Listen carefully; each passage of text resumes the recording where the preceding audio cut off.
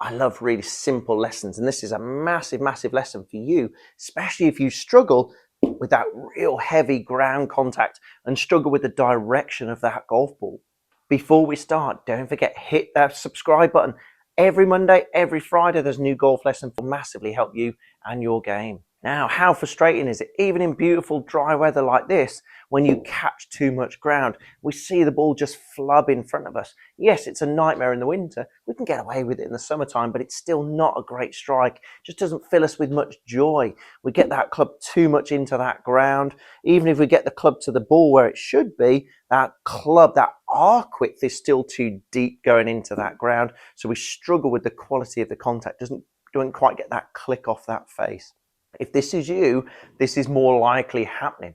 So what you're doing on the way back, and this is why keeping your head down is such an awful phrase for a lot of golfers out there, what you're more than likely doing is when you take that golf club back, you're pushing yourself into the ground on the way back.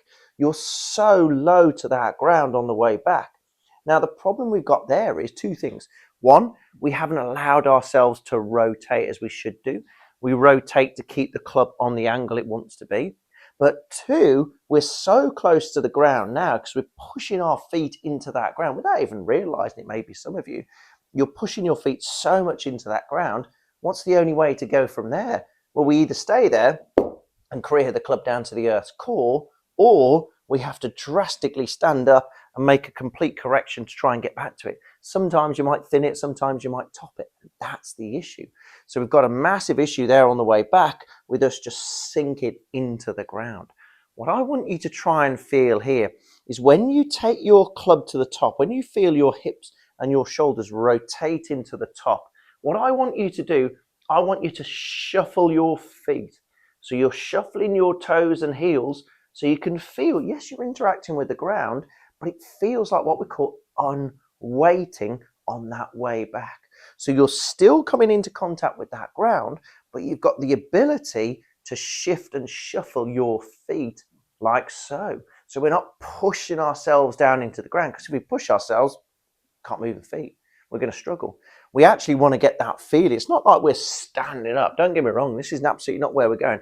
I'm not asking you to really lift up, not contact that ground at all. I want you to still feel your feet in contact with the ground. But when we turn, we feel like we're shifting. And it's great because we feel like we're still moving. So many of you out there are really absolutely dead stiff and therefore struggle to get that club to the ground where it should be. Now we're trying to feel the foot shuffle going on here on the way back, allowing ourselves, yes, to still interact with the ground, but not push into that ground. The beauty about this is don't have to correct it on the way down.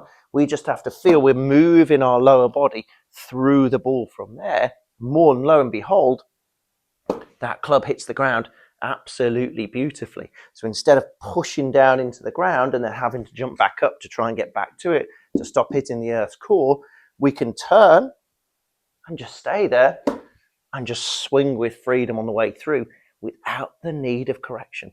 So try it. Allow the hips and the shoulders to turn. Feel those feet shuffle and hit that ground on the way through without having to try and feel like you're absolutely digging down to Australia.